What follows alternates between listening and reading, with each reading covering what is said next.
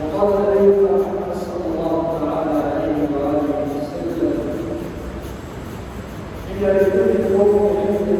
موعظة عيونا أو كما قال عليه الصلاة والسلام للرجوع والدين والإيمان والعلم والإسلام.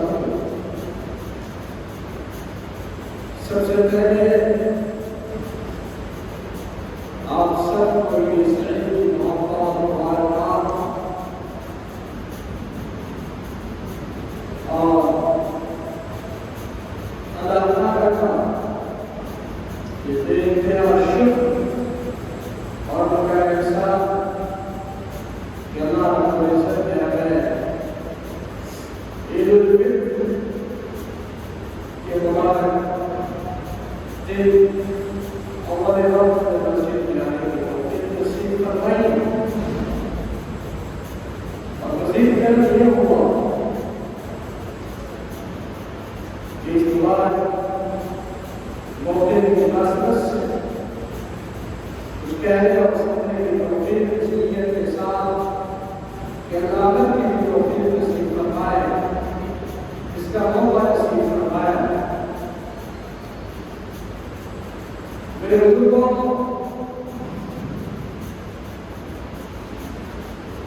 اللہ تعالیٰ نے رمضان کے مقدس مہینے کی روزے کی فضیلت اور رمضان کے برکات اور ثمرات اور رمضان کے بے شمار انعام اور اکرام جو اللہ کی طرف سے مومنین کے کیے گئے وہ سب اللہ کی توفیق سے تھا کہ رمضان کے مبارک مہینے میں مومنین اور خاص طور سے اللہ تعالیٰ کی طرف سے جو آزمائشات اور جو امتحانات کی گھڑی مومنین پر جس کی ہاتھ میں آئی مومنین نے نہ صرف یہ کہ ان کو برداشت کیا بلکہ جو ان کا حق تھا اور اگر حکمت کی طرف سے پوری کوشش کی رمضان کے روزے رکھے رات میں قیام کی تراویح پڑھی اور رمضان کے روزوں کے درمیان جمعیاں اور قربانیاں ہوئی ان کو دور کرنے کے لیے ہم نے اللہ کی طرف سے جو الفطر کا حکم دیا گیا تھا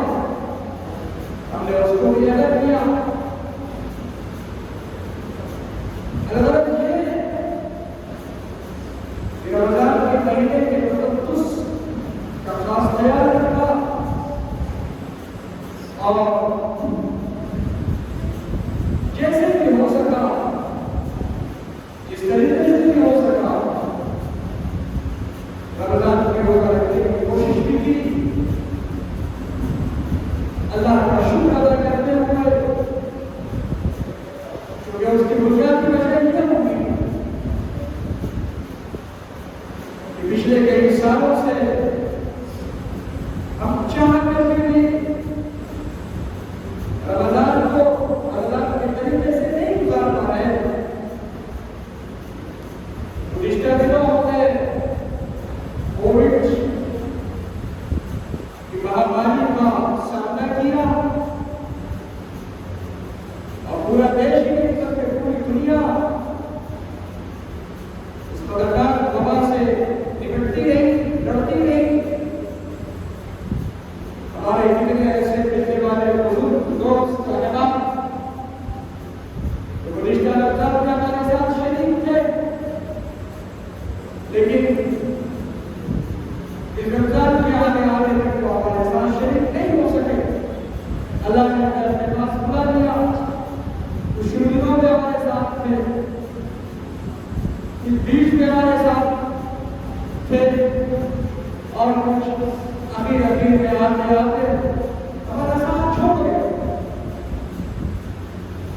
لیکن ہم اللہ کا شکر گزار ہیں کہ اللہ رب العزت نے ہمیں پورے 30 روزے رکھنے کی توفیق عطا فرمائی اور مزید رمضان کے احکامات جو اللہ رب العزت نے اپنے وارد فرمائے ہیں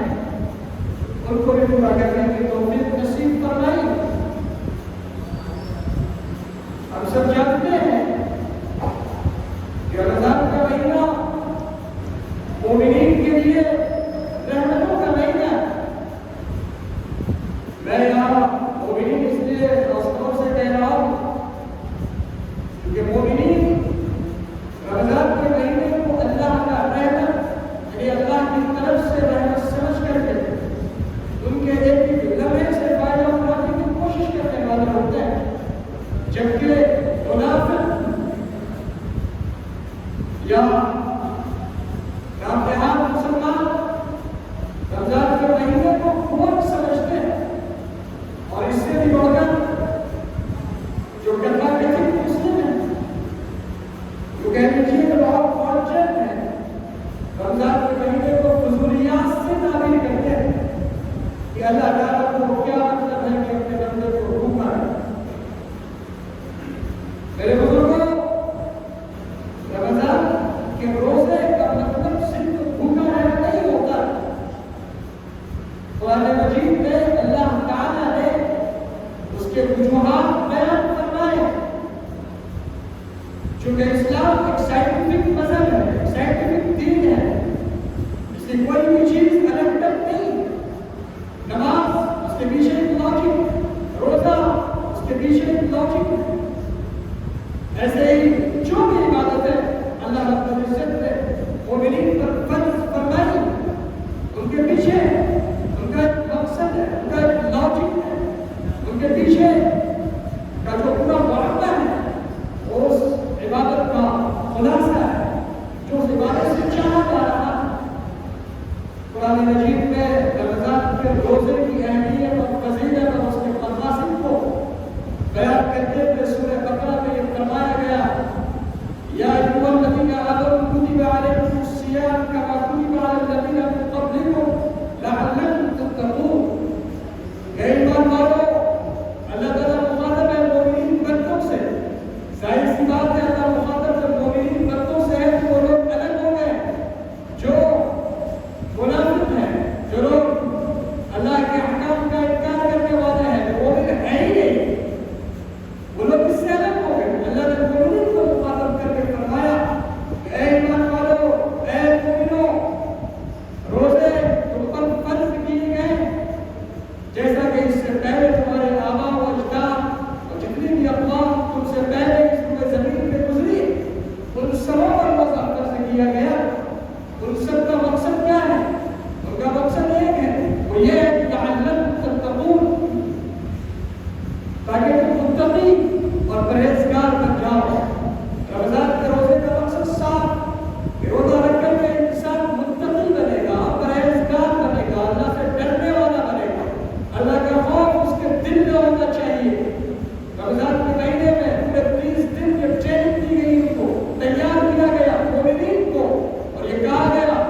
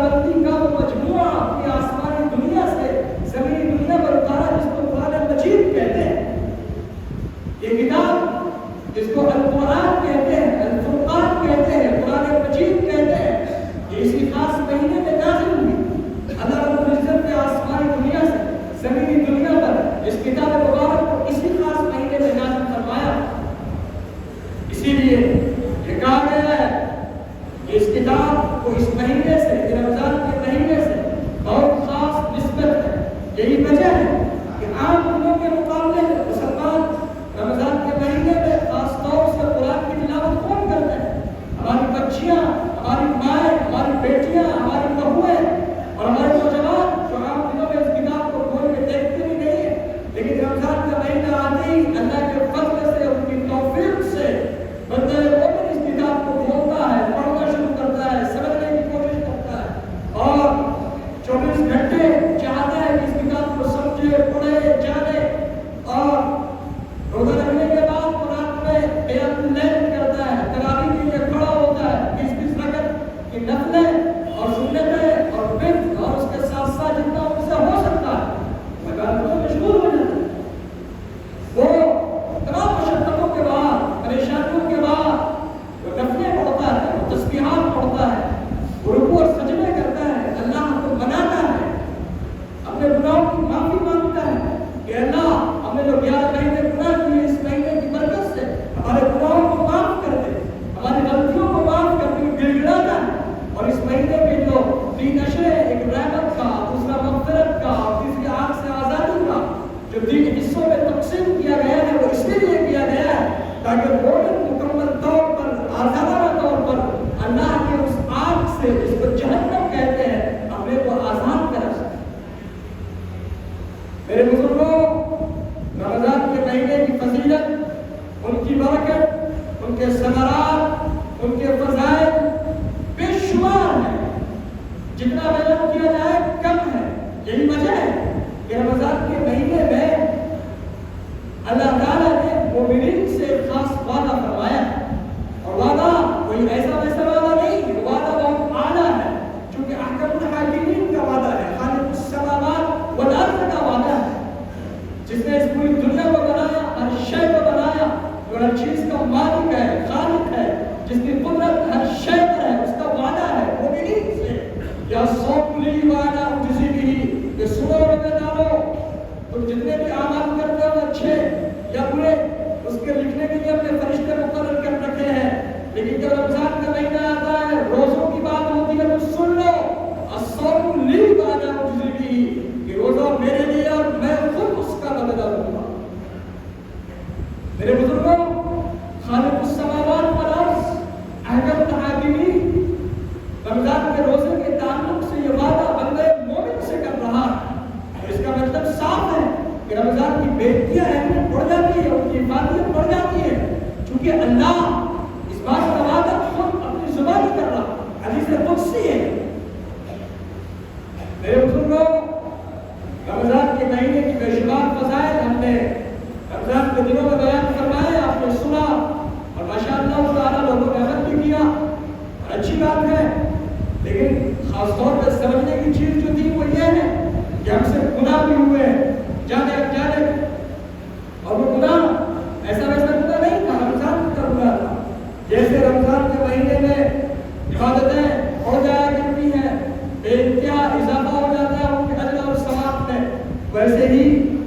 کوئی گناہ چھوٹا سے چھوٹا اگر ہم سے ہو جائے تو پھر اس کی پکڑ بھی بہت سخت ہو جاتی ہے۔ یہ بھی بتایا گیا، یہ بھی بتایا گیا، اس کا اعلان ہوا جیسے رمضان کے روزوں کے وجہ سے مومنین کی عبادتوں میں خاص طریقے سے اللہ تعالیٰ برکتیں اتارتا ہے، ویسے ہی گناہ بے شمار، ویسے ہی گناہ کرنے کی وجہ سے انسانوں کو خاص طور سے مومنین کو اگر ان سے ہوتی ہے تو پھر یاد رکھیے تو گناہ بےحدیاں بڑھ جایا کرتی ہیں۔ اس لیے میرے بزرگوں، رمضان کے مہینے میں کوتاہیاں ہوئی، غلطیاں ہوئی، غفلتیں ہوئی ہیں، ہم مانتے ہیں، لیکن اللہ رحیم الرحیم، اللہ غفور رحیم ہے، اللہ معاف کرنے والا ہے، اللہ بے انتہا بخشنے والا ہے، اور اللہ تعالیٰ اسی بخشنے کے لیے، اسی مہینے کی برکت کی وجہ سے آج کے دن کا انتخاب فرمایا ہے مومنین۔ آج کا دن جس کو عید الفطر کہتے ہیں، یہ دن اللہ کی طرف سے مہمان نوازی کا دن مومنین کی، جس نے رمضان کے مہینے میں روزے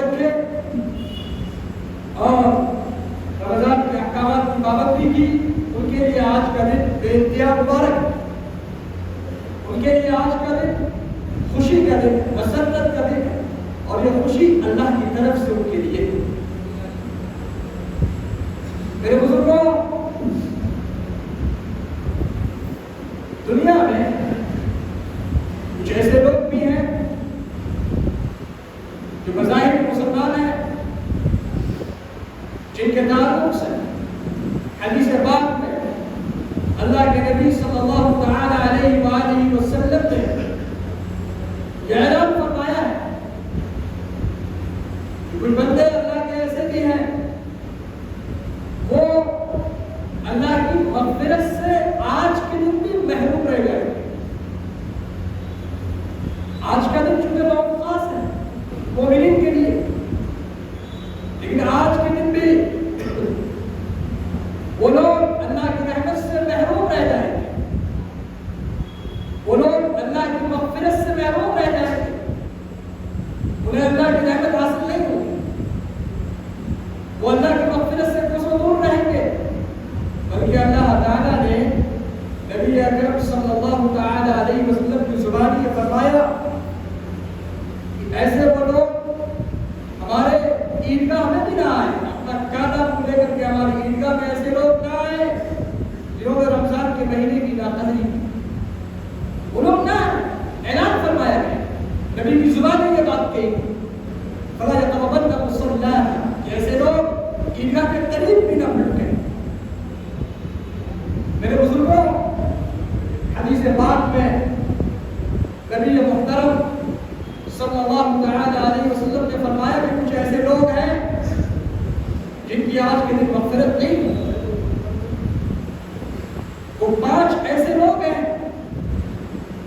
جس سے میں نے بھی ہم نے بتایا تھا، اور تقریباً ہر مسجد کے امام مفتی عالم دین علماء اعظام بیان فرماتے ہیں. آپ نے سنا ہوگا کہ 5 ایسے لوگ ہیں جن کو آج کے دن بھی یعنی آج بھی وہ اللہ کی مغفرت سے محروم رہیں گے. یعنی اللہ کی ان کی بخشش نہیں. ان میں کا پہلا شخص وہ ہے جو شراب کا عادی ہو، جو شراب پینے والا ہو، شراب کی گھٹی میں شامل ہو چکی ہو.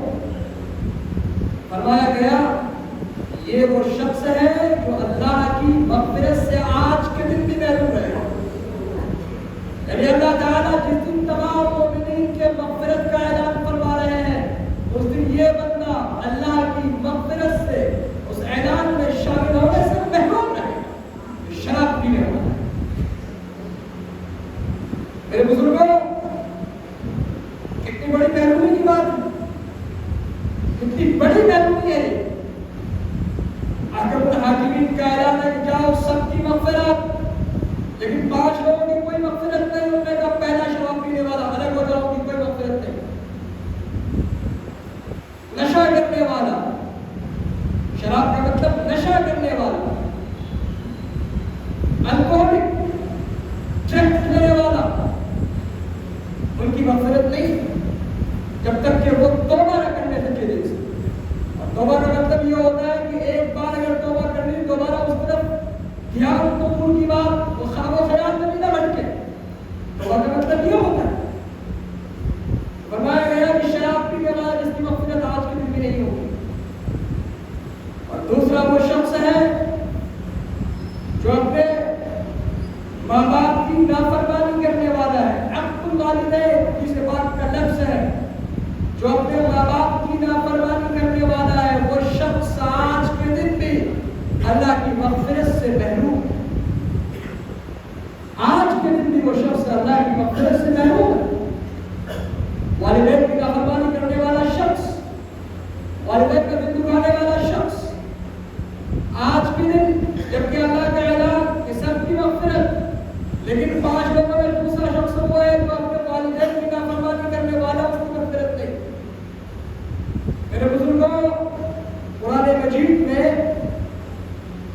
والدین کے تعلق سے صاف طور پہ یہ فرمایا گیا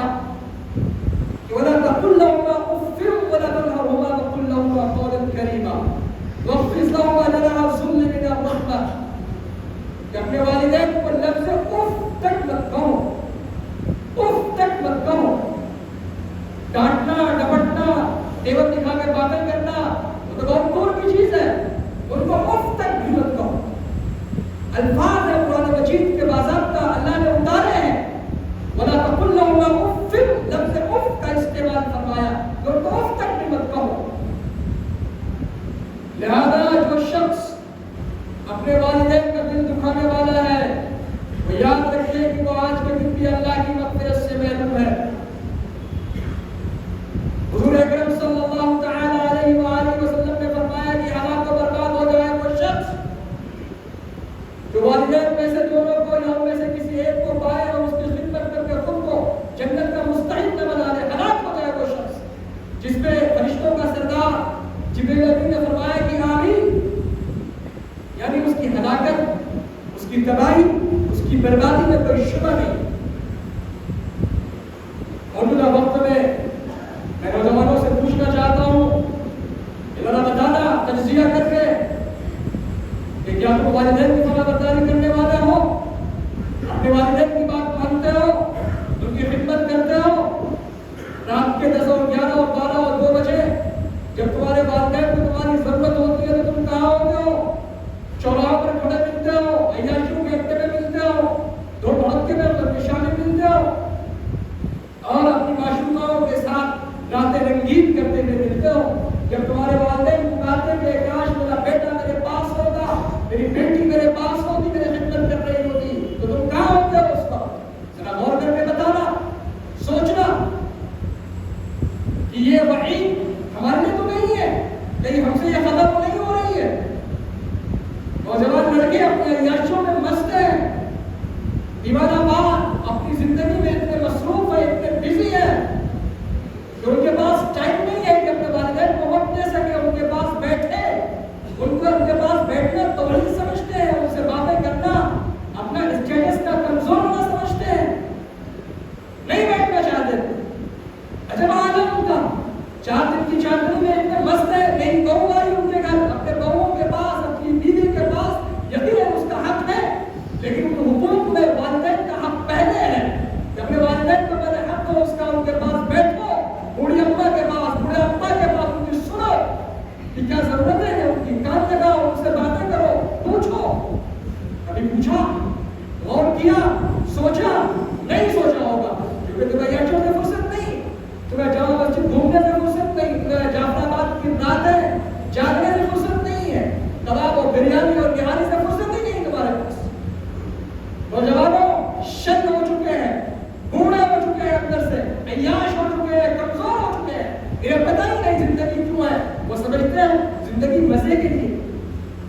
زندگی فور انجوائے۔ یورپ نے اپنے اس دھرم چکر میں، اپنے اس ویو میں ایسا پھنسایا نوجوانوں کو، پتا نہیں کس بیوقوف اور کس احمق نے یہ بات کہی کہ لائف انجوائے کے لیے ہے۔ میرے بزرگوں، لائف انجوائے کے لیے نہیں ہے، مومن کی زندگی انجوائے کے لیے ہو ہی نہیں سکتی۔ زندگی میں وزن نہ ہو، زندگی میں مقصد نہ ہو، زندگی میں پرپس نہ ہو، ٹارگیٹ نہ ہو، وہ زندگی کہاں ہے؟ وہ تو جانوروں کی زندگی۔ پھر آپ کی زندگی اور ایک جانوروں کی زندگی میں کوئی فرق نہیں۔ اس لیے نوجوانوں کو غور کرنا، کمائی میں بیٹھ کر کے سوچنا کہ کیا اپنے ماں باپ کی فرمانبرداری کر رہے ہو، ان کی باتیں مان رہے ہو یا نہیں، ذرا غور کرنا۔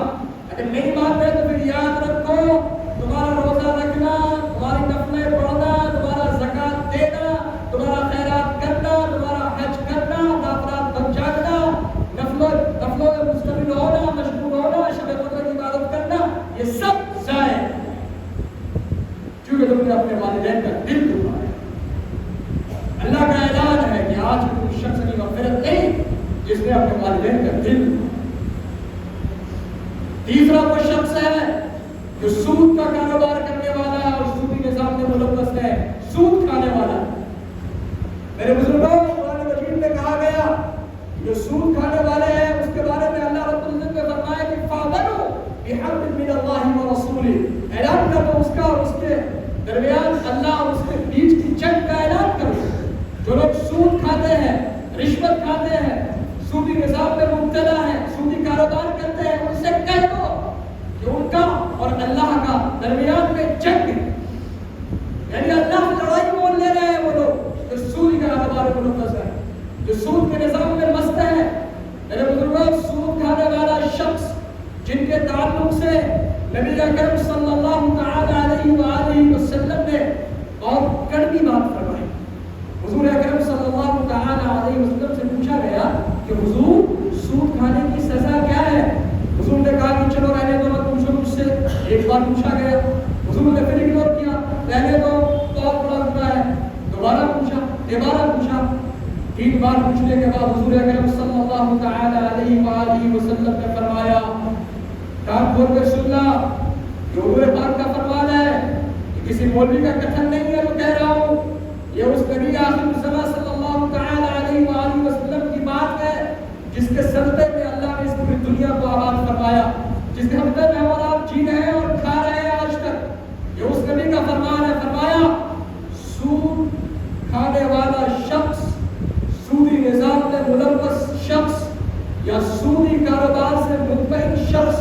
ان کی سزا یہ ہے کہ سود کھانے والا ایسا ہی ہے جیسے اپنی سگی ماں سے زنا کرنے والا ہو۔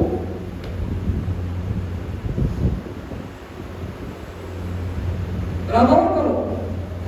جو شخص سودی کاروبار کرتا ہے، سودی نظام میں خوش ہے، ملوث ہے،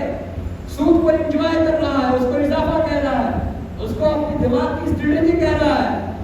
یاد رکھو اس کے بارے میں حضور پاک نے فرمایا اپنی سگی ماں سے زنا کرنا جیسے ہے ویسے سود کھانا۔ یہ اللہ کے نبی کا فرمان ہے، حضور پاک نے فرمایا ہے، اور فرمایا کہ بدترین سود یہ ہے کہ ایک مومن دوسرے مومن کا مذاق اڑائے۔ سب سے بدترین سود ہے کہ ایک مسلمان دوسرے مسلمان کا مذاق بنائے، سب سے بدترین سود ہے جو آج موجودہ وقت میں ہمارے معاشرے میں عام، ایک دوسرے کا مذاق بنانا بہت عام ہے، بہت عام ہے مذاق بنانا مسلمانوں کا، مومنین کا۔ اگر کوئی اس سے زیادہ مسلمان ہے، اپنے کام سے کام رکھتا ہے، تو اللہ نے کی گائے اسے کیا مطلب، جبکہ وہی ہے تو اللہ کا بندہ ہے، وہی ہے تو اللہ کا صحیح معنوں میں ماننے والا ہے۔ حضور اکرم صلی اللہ تعالی علیہ وآلہ وسلم کے اس فرمان کے سن لینے کے بعد کیا مومن کبھی سود کے بارے میں سوچ بھی سکتا ہے؟ کون مسلمان ہوگا جو اپنی سگی ماں سے زنا کرنا چاہے گا؟ کون ہوگا؟ کوئی ہوگا؟ کوئی نہیں ہوگا۔ حضور پاک کا اتنا سخت وعید اسی لیے ہے تاکہ مسلمان کبھی سود سے اتفاق نہ کرے۔ وہ بات الگ ہے جس نظام میں ہم رہتے ہیں، کبھی ہماری مجبوری بن جاتی ہے تو اس کے بغیر ہم کام نہیں کر سکتے، تو علماء نے مصلحتاً ایک بات کہی ہے کہ ٹھیک ہے وہ ہمارے ساتھ اجبار ہے، زبردستی ہے، اس لیے کہ ہم وہ نہیں کر سکتے، تو اس لیے مجبوری کے ساتھ محصورات کے دائرے میں آتی ہے تو مجبوری کی الگ بات۔ لیکن آج مسلمان کھلم کھلا بیاس کے پیسے لے رہا ہے، کھا رہا ہے، دعوت افطار کر رہا ہے، اس سے عید کے کپڑے بنوا رہا ہے اور سمجھ رہا ہے کہ عید کی خوشی ہے۔ میرے بزرگوں یہ عید کی خوشی نہیں ہے، عید کی تباہی ہے، عید کی تباہی ہے، کیونکہ مومنین کے لیے آج کا دن خوشی کا دن ہے، ان لوگوں کے لیے نہیں۔ میرے بزرگوں وقت ہو چکا،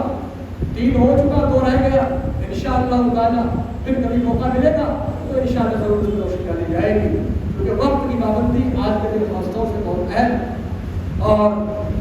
میں چاہتا ہوں کہ آپ کو ہر بار کی طرح آج کے دن کی عید الفطر کی نماز کا طریقہ بتا دیا جائے، اس کے بعد نماز کھڑی ہو جائے گی انشاءاللہ تعالی، اور پھر اس کے بعد خطبہ ہوگا، دعا ضرور کیجیے گا، اور دعا کے بعد انشاءاللہ تعالی خوشی گلے ملیں گے، شکوے دور کریں گے اور ایک دوسرے کو معاف کریں گے، اور انشاءاللہ تبارک و تعالی اپنے گھر خوشی میں لوٹیں گے۔ تو طریقہ یہ ہے، عید کی نماز کا طریقہ غور سے سنیے۔ سب سے پہلے آپ نیت کریں، نیت یہ ہوگی کہ نیت کرتا ہوں میں 2 رکعت نماز عید الفطر کی واجب 5-6 زائد تکبیروں کے پیچھے اس امام کے منہ کعبہ شریف کی طرف اللہ اکبر، اور ہاتھ باندھ دیں۔ یہ تکبیر جب کہی جائے گی اللہ اکبر، اس کے بعد ہم کہیں گے ہاتھ باندھنے کے بعد سلام پڑھیں، سبحان اللہ جو پڑھتے ہیں آپ نمازوں میں، اس کے بعد 3 تکبیر کہی جائے، اللہ اکبر ہاتھ چھوڑو، اللہ اللہ اکبر ہاتھ چھوڑ دیں، اللہ اکبر کہتے ہوئے ہاتھ صاحب محنت کریں گے، محنت کرنے کے بعد جیسے نماز ہوتی ہے ویسے ہوگی، پھر دوسری رکعت میں جب محنت مکمل ہو جائے گی اللہ اکبر ہاتھ چھوڑ دیں گے، اللہ اکبر ہاتھ چھوڑ دیں گے، اللہ اکبر ہاتھ چھوڑ دیں گے، اور پھر اللہ اکبر کہتے ہوئے رکوع میں چلے گئے۔ اس طرح کی نماز آپ کی کیا ہو جائے گی؟ مکمل ہو جائے گی۔ پھر اس کے بعد خطبہ ہوگا، خطبے کے بعد دعا ہوگی، دعا کے بعد انشاءاللہ تعالیٰ گلے ملیں گے، ایک دوسرے کو مبارکباد دیں گے، اور پھر آپ اپنے گھر سے لے کے کھائیے جائیے اور خوشیاں بانٹیے، جو خوشیاں بانٹنے سے ہوتی ہے۔ اور یہ خاص بات میں آپ کو کہہ دینا چاہتا ہوں، ابھی میں نے صاحب کو بٹھا دیا کہ بھائی آپ بیٹھ جائیے، کیونکہ اسٹوڈنٹس کے لیے ہوتا لگا ہوتا ہے، یہ چلتا ہے کہ مسجد کا چندہ ہوتا ہے اس کے لیے کھڑے ہوتے ہیں۔ میں آپ لوگوں سے گزارش کرتا ہوں کہ جتنا خرچ کر سکتے ہیں آخری جاتے جاتے وقت مبارک مہینہ جا رہا، جتنا خرچ کر سکتے ہیں اللہ کے گھر سے بہتر جگہ کوئی جگہ نہیں ہے۔ اور یہ بیچ میں نہ بھولے کیونکہ آپ کو بھی برا لگے گا، چندہ مسجد چندے کے بیچ میں کچھ کروا آپ کو بھولے۔ میں سمجھتا ہوں کہ آپ سمجھیں کہ آپ کی توہین نہیں ہے، مسجد کی توہین کرو آپ کی توہین ہے، کیونکہ سب سے اللہ کا گھر ہے، ظاہر سی بات ہے ہم اس کی زینت ہے۔ تو اس کے لیے مسجد والوں نے انتظام کیا تو باکس بنوا دیے ہیں، وہاں باکس بنے ہوئے ہیں، جن کو مسجد میں چندہ دینا ہو، اللہ کے لیے دینا ہو، اس پر کوئی نہیں دے گا۔ ظاہر سی بات ہے اگر آپ چندہ اس کو دے رہے ہیں تو بڑا بڑا شاید اس کی نگاہ پڑ جائے آپ کو کیا دینا ہے، 10 روپے کا نوٹ دینا، آپ سمجھ رکھیں گے اچھا 500 کا نوٹ دے رہے ہیں، تو اس نفاق سے آپ کو بچانا بھی ہے۔ تو اس سے بچانے کے لیے وہ باکس کا انتظام اوپر بھی ہے اور نیچے بھی ہے، آپ کا دل جہاں چاہے خاموشی کے ساتھ باکس میں چندہ ڈال دیں گے، ڈالیں گے انشاءاللہ۔ افسر بندی کرنے کی نماز پڑھیں گے۔